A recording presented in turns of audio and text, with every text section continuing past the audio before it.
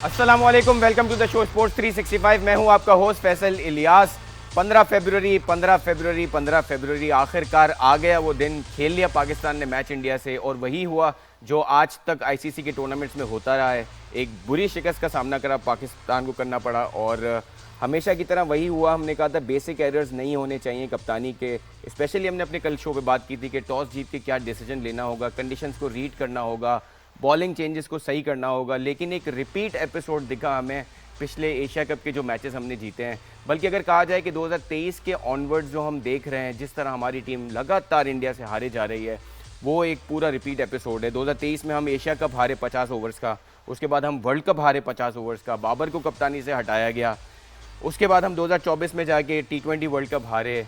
उसके बाद ये कहा गया कि हम इनकी सर्जरी करेंगे। उसके बाद होता ये है कि वही सारे चेहरे बदल बदल के वापस आते हैं। शादाब खान टीम में हैं, बाबर टीम में हैं, अब उन्होंने हारिस रऊफ़ को बाहर निकाला है। अब जब ये टीम हारेगी तो फिर हारिस रऊफ़ वापस आ जाएंगे। सो वही चेहरे पलट पलट के आते हैं। शाहीन शाह की फ़िटनेस नहीं है, वो टीम में है।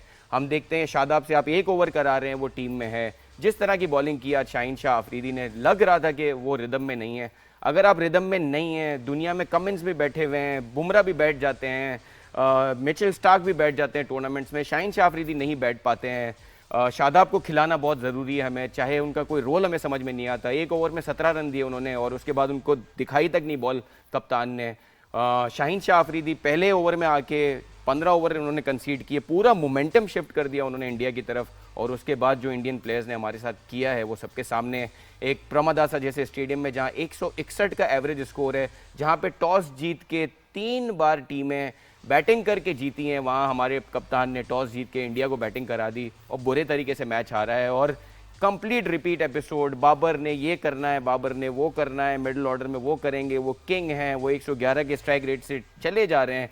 बहुत सारे प्रॉब्लम्स हैं हमारी टीम में, लेकिन वो प्रॉब्लम ये है कि वो प्रॉब्लम वैसे के वैसे ही हैं, सॉल्व नहीं हो रहे। और हम देख रहे हैं कि पुराने हमारे जो क्रिकेटर्स हैं वो भी हॉकी की तरह, ऐसा लगता है कि वो भी मिल के, अब के जो प्लेयर्स हैं उनके साथ मिल के कोई एक लॉबी चल रही है जो इन प्लेयर्स को चलाई जा रही है। और राइट, सो इस मैच के बारे में जैसे हमारा फ़र्ज़ है कि हम डिटेल से एनालिसिस करें कि किस तरह हम हारे हैं। Although it's a complete repeat episode of what has been done in Asia cup. Exactly इसी तरह हम हारते रहे हैं और उसी तरह हम एनालिसिस करेंगे। लेकिन उसके बाद होगा क्या, वो हम अपने क्रिकेटर्स से ही पूछेंगे। हमारे साथ है पाकिस्तान के साबिक टेस्ट क्रिकेटर, बहुत अच्छे बैटर, बहुत अच्छे फील्डर अपने वक्तों के, शोएब मोहम्मद साहब। शोएब साहब, बहुत शुक्रिया आपका। ग्रीन ब्लेज़र आप पहन के आए थे शाम में, अब आपने जो है कपड़े भी चेंज किए। और ऑब्वियसली मेरा मूड था ग्रीन पहन के आऊँगा, लेकिन वो नहीं हो सका of course, was not to be.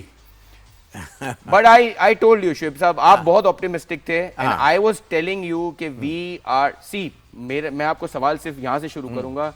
मुझे ये लगता है कि अगर आपके किसी भी प्रोफेशन में मेरिट नहीं होगा, अगर आप शादाब को वापस लाए हैं किस बेसिस पे लाए हैं, बाबर वापस आए हैं किस बेसिस पे आए हैं, शाहीन शाह टीम में है किस बेसिस पे हैं, फ़हीम अशरफ को आप खिला रहे हैं, उनको क्या उनका रोल है, अगर आपकी टीम मेरिट पे नहीं होगी, मुझे लगता है किसी भी प्रोफेशन में अगर आप मेरिट का कत्ल करेंगे तो यही रिजल्ट होंगे।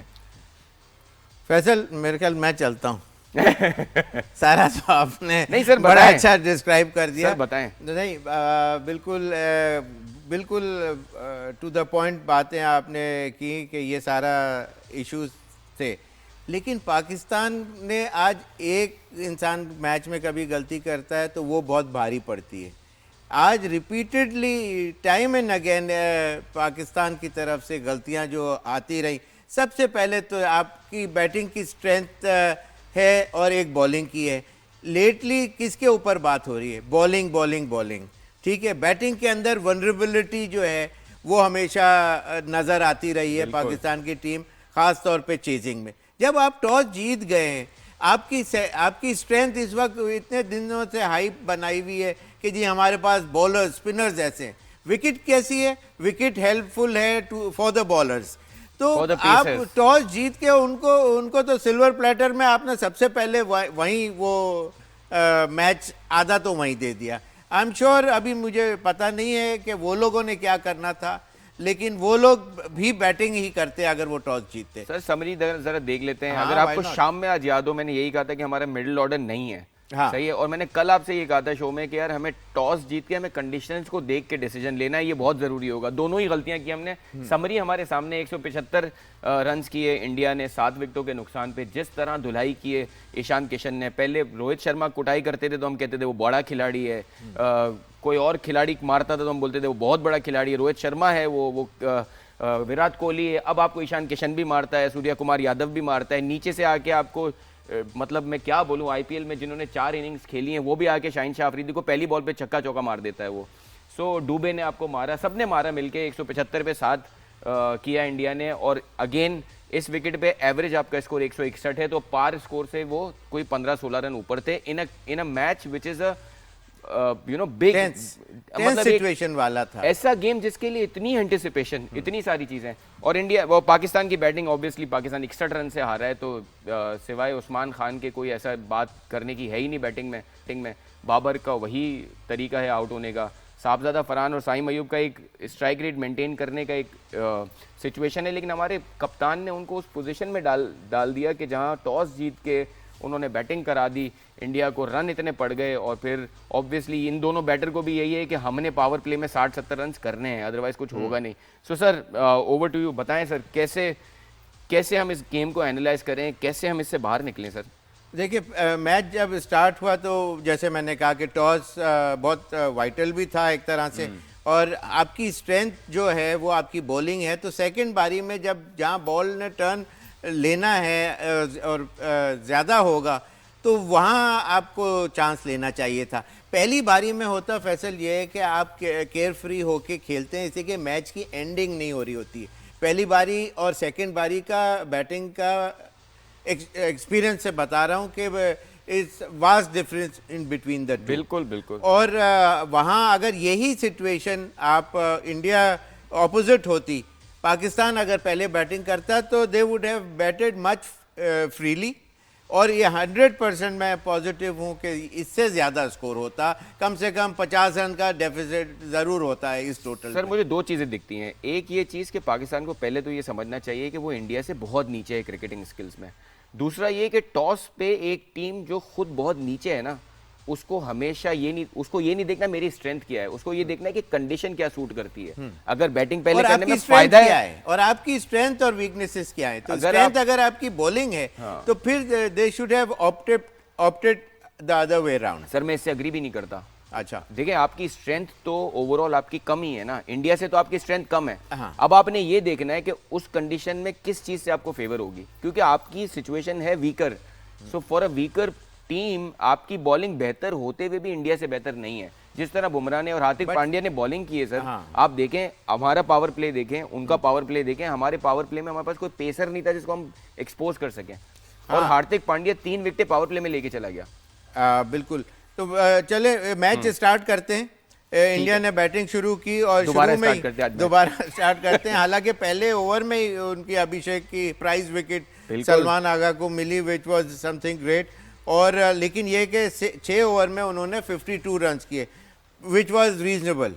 लेकिन उस बैटिंग का, लेकिन जो 15 रन जो मिले शाहीन अफरीदी के, वो उनको किक स्टार्ट मिल गया। फिर हुआ ये कि अबरार जब आए 5वें ओवर में, तो उन्होंने पहले ओवर में 11 रन दिए। बिल्कुल। अच्छा, 11 रन पड़ जाते हैं, लेकिन शॉर्ट पिच डिलीवरीज एक ओवर में 2-2 पीछे, इसका मतलब घबराए हुए थे मेंटली, और he wasn't prepared for such a big game. Sir Pakistan के स्पिनर्स की जो मेरी आज की रीड थी ना, वो ये थी कि सिवाय आपके साइम अयूब के no spinner is completing their action. Usman Tariq और साइम अयूब, इनके अलावा आपके ना नवाज अपना एक्शन पूरा कर रहे थे, ना अबरार कर रहे थे। और आप ये बताएं कि सलमान अली आगा कितना इस तरह की मिस्टेक्स करेंगे कि एक बॉलर अपने अच्छे रिदम में हो। आज वो खुद 2 ओवर में 10 रन देके एक प्राइस विकेट ली है, उन्होंने अपना कोटा ऑफ द ओवर्स पूरा नहीं किया। हाँ, वो हालांकि बहुत पहला ओवर करना बहुत बड़ी बात थी, और वहाँ से उन्होंने अपना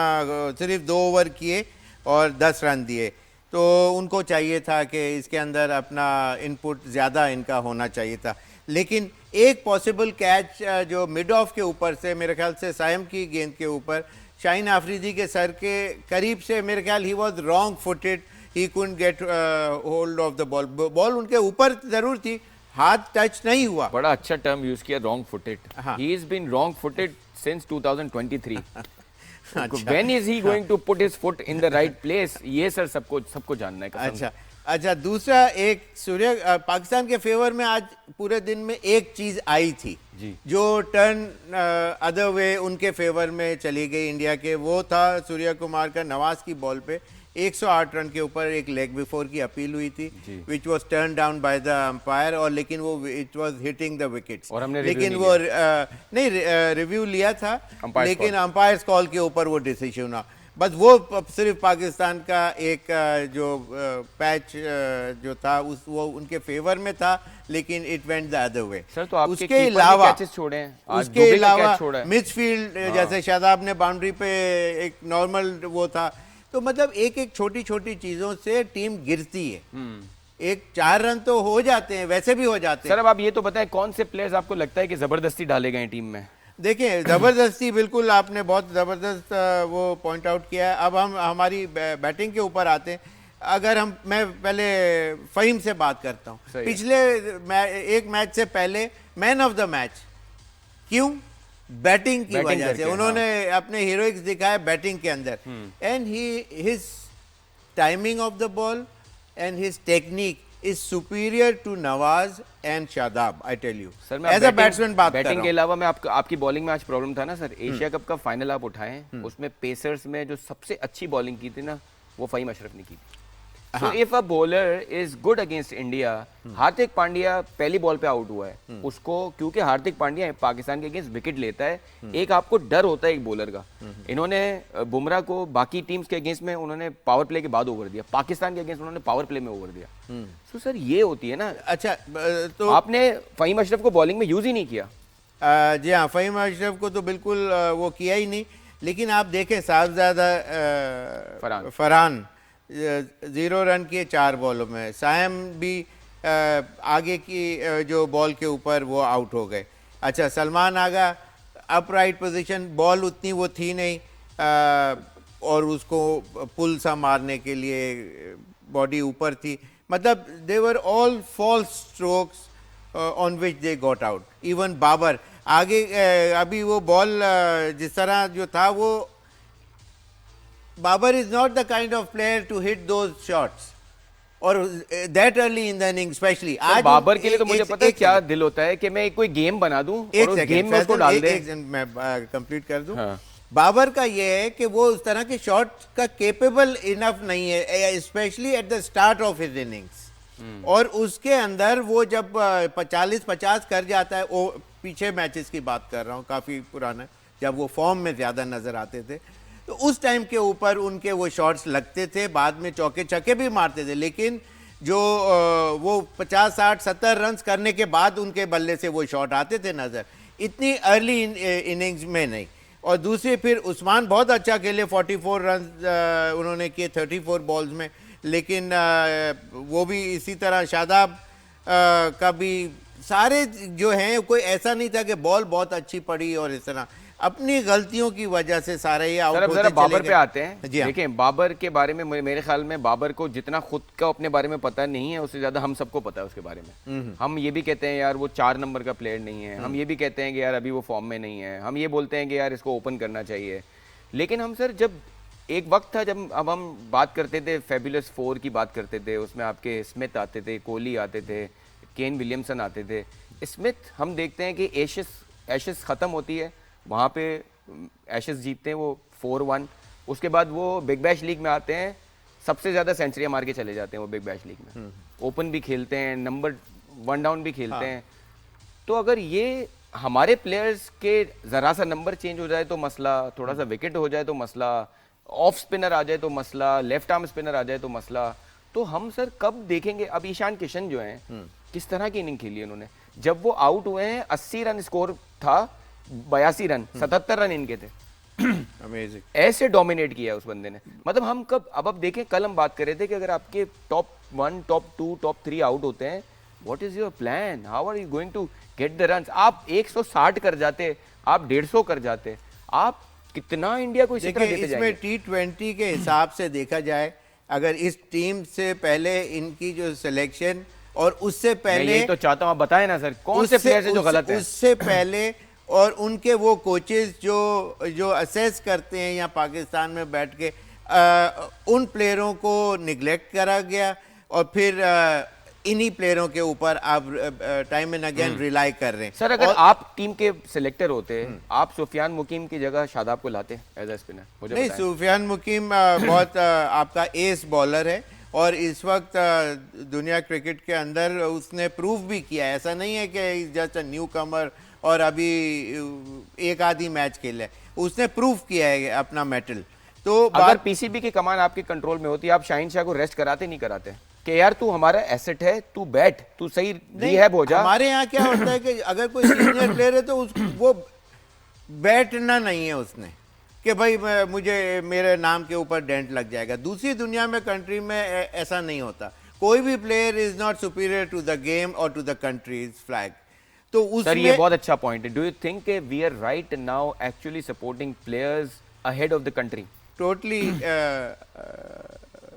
आई एम पॉजिटिव ऑन इट कि यही इसी वजह से ये नाफे नहीं आ रहा, वरना वो जिस तरह उसका स्ट्राइक रेट है और जो शॉट्स खेलता है, इसीलिए फ़खर बीच के अंदर नहीं आ पा रहा। अब आप ये देखें, साइम और साहबजादा या फरहान के बाद आप सलमान, बाबर, आज तो उस्मान ऊपर आए, लेकिन फिर उसके बाद शादाब और नवाज और even Faheem to some extent, ये 5 मतलब इम्पोर्टेंट नंबर्स हैं। यहाँ से एक्सेलरेशन को, क्विक फायर रन 10-12 रन की, ये इनकी वो एबिलिटी नहीं है। तो इसका मतलब ये है कि ये टीम ही आपने वैसे गलत खिलाई। सर हम बाबर की जहाँ बात है, वो उसका पर्पल पैच था कुछ सालों पहले, उसने T20 का टॉप और नंबर 1 बैट्समैन अपनी जगह रहा, वो काफ़ी उसने स्कोर भी किया, लेकिन there was a time to it. लेकिन सर देखिए उसके दौरान भी पाकिस्तान को कुछ नहीं जिताया। पाकिस्तान ना कोई देखिए, पाकिस्तान तो श्रीलंका जैसी थकी हुई टीम से भी एशिया कप के T20 के फाइनल में हार गया था, जब पाकिस्तान वाकई टॉप साइड था T20 में। अच्छा, पाकिस्तान मैं थोड़ा फरहान सॉरी ये फैजल, ये जो मैंने बताया ना कि सिलेक्टर्स का भी इसके अंदर और उनके उससे पहले इन कोचेस का, कि इन प्लेयरों को जो प्रिपेयर करते हैं। अब जैसे मिसाल के तौर पे हनीफ मलिक है जो wicket keeper from Hyderabad division, 16 का एवरेज उसका फर्स्ट क्लास क्रिकेट में 77 मैचेस खेले हुए सिर्फ। फिर जो लिस्ट एज के जो मैचेस हैं वो 39 हैं और उसमें 14 रन का एवरेज है।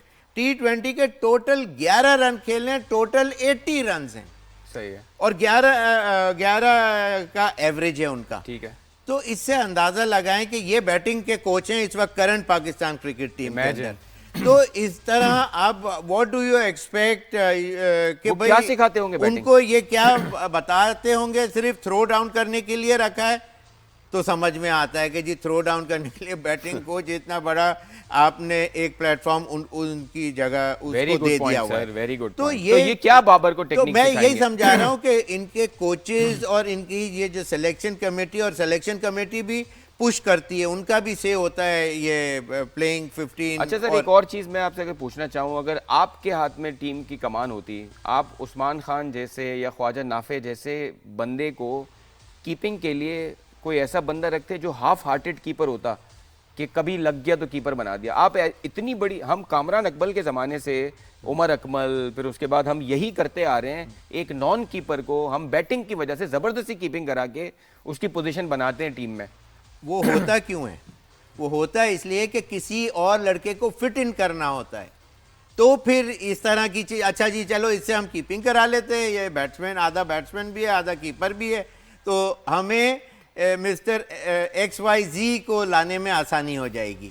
तो ये वजह होती है। हैरान हूं कि एक ही गलती, हमने आजम खान को हम टीम में लाए एज अ कीपर सिर्फ इसलिए कि उसने वेस्ट इंडीज की लीग में जाके रन कर दिए हैं। अभी हम ख्वाजा नाफे को लेके आ गए एज अ कीपर बैटर के उसने T10 लीग में जाके रन कर दिए हैं। अरे भाई, ख्वाजा नाफे ने क्या किया है डोमेस्टिक में? ख्वाजा नाफे ने कौन से आपको मैचेस जिता दिए हैं? चलो एक फ्लैम्बॉयंट क्रिकेटर है तो फिर उसको मौका दे के चेक कर लो उसको। And how do you give chances to these players जो T10 लीग में कुछ छक्के मार के आ गए? बिल्कुल, ये मेरा भी ये पॉइंट है जो मैं पिछले प्रोग्राम्स में भी कहता रहा कि इन प्लेयरों को पीछे मौका दे के असेस करना चाहिए था, जो कि नहीं किया। और उसका अब आप देखेंगे तमाम चेंजेस अब आएंगी, और उसमें आप ये भी देखेंगे कि ये प्लेयर कुछ फ्लैम्बॉयंट तरीके से खेलते हुए आप ये बोलेंगे कि यार काश हम इन प्लेयरों को पहले ले लेते। किसी आम आदमी ने नहीं बोला था कि सर्जरी होगी, मोहसिन नकवी साहब ने बोला था, और इस सर्जरी आपके सामने। हम पाकिस्तान की शिकस्त की बात कर रहे हैं जो इंडिया से आज हुई है पाकिस्तान को, और 15 फरवरी जिसका बहुत इंतजार था कि ये मैच हो और एक बड़ा टाकरा होगा। लेकिन अब हमें एक्सेप्ट करना होगा कि जिस तरह का रिकॉर्ड हमारा आईसीसी टूर्नामेंट्स में हो चुका है, ऑल्दो इससे पहले ही इतना बुरा रिकॉर्ड था हमारा। 16 में से 3 मैचेस हम हारे हुए थे, आज हम 17 में से 3 मैचेस हारे हुए हैं, 14 मैचेस या 13 मैचेस इंडिया जीता है, एक टाई हुआ है। So very bad position Pakistan is in. और जनरली देखा जाए तो पाकिस्तान के क्रिकेटिंग के मामला बहुत ही बुरे हैं। हम टेस्ट मैचेस में बांग्लादेश से 2 टेस्ट मैचेस हारे 2-0, first time in the history. और T20 और ODIs में अगर हम 2022 से ऑनवर्ड्स देखें तो हमारा ग्राफ नीचे जाया जा रहा है, लेकिन टीम के जो प्लेयर्स हैं वो घूम फिर के वही प्लेयर्स हैं। अगर हम अभी ऑफ कैमरा ये बात कर रहे थे कि 2022 के T20 वर्ल्ड कप में जिम्बाब्वे से हम 130 समथिंग चेस कर रहे थे, वहाँ पे नवाज और शादाब खान ही थे जो आपके मिडिल ऑर्डर में थे, और उनसे ये एक्सपेक्ट किया जा रहा था कि वो मैच विनर है हमारे। वहाँ पे हम जिम्बाब्वे से हार गए मैच, लेकिन even today we are playing against India, और यही 2 बैटर थे जो आपके मिडिल ऑर्डर में थे 5वें 6ठे नंबर पे, और आज भी आप मैच हारे हैं। मतलब समझ नहीं आ रहा कि इन प्लेयर्स को क्या ये बैट्समैन हैं, क्या ये बॉलर हैं, क्या ये बहुत बड़े फील्डर हैं, क्या कर रहे हैं ये समझ नहीं आ रहा। तो हम एक क्रिकेटर से ही समझते हैं कि सर ये कोई ऐसी कोई लॉबी है अंदर में जो आज बाबर हैं टीम में, शाहीन भी हैं, शादाब भी हैं, नवाज भी हैं, इनके रोल भी उसी तरह के हैं। शाहीन एग्जैक्टली वही, बॉलिंग उनकी बिल्कुल डिजास्टर्स हो गई, वही रोल चल रहा है। Babar is also in the team. On the other hand India tournaments जीतने के बाद, इतना डोमिनेट करने के बाद प्लेयर चेंज कर चुका। आज रिंकू सिंह छक्के मार रहा है आपको, आज आपको शिवम दुबे छक्के मार रहा है आपको, दूसरे कभी आपको तिलक वर्मा लेके पूरा मैच चला जाता है, आज आपको ईशान किशन ने 2 डाला ऊपर से, 10 चौके और 3 छक्के। सो सर ये क्या फर्क है सर इंडिया पाकिस्तान का, ये आज हमें एक्सप्लेन करें सर व्यूअर्स को, क्या फर्क है उनके हमारे सिस्टम का। देखिए एक हमारे वहाँ जो है वो अपनी जगह बनाने के लिए खेलते हैं, उसमें बॉलें भी लूज होती हैं, और वो शॉट में वो जो शॉट सिलेक्शन होता है वो नेचुरली वो डिफरेंट नेचर का हो जाता है। और जिस तरह ईशान किशन या इनके कैंप में जितने जो प्लेयर्स हैं वो उस तरह से नहीं खेलते अपने, वो जिस तरह जैसे पांड्या ने आके पहली बॉल के ऊपर जिस तरह मारने की कोशिश की, वो इस वजह से किया ताकि बैक फुट पे कर दे, और उस वक्त थोड़ा सा स्कोर इनकी टीम का अच्छा खासा कम था, तो जिसकी वजह से 4 आउट हुए चौथी विकेट गिरी थी 126 पे। तो इसका मतलब ये है कि, और उस वक्त 15 ओवर हो गए थे और 127, तो इसका मतलब ये है कि कहीं 160 में तो नहीं ये गेम ख़त्म हो जाएगा, इसी के 5 ओवर पीछे रह गए, 4 ओवर रह गए, तो उसके अंदर हम 160-65, तो ये तो गेटेबल है जी।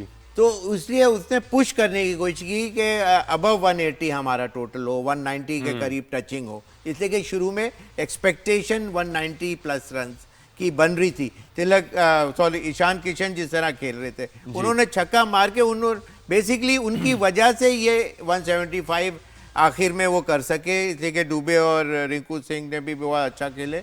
और लेकिन ईशान किशन ने जो फॉल स्ट्रोक पे आउट हुए, उस वक्त नीड ऑफ द आवर नहीं थी, छक्का भी लग गया था।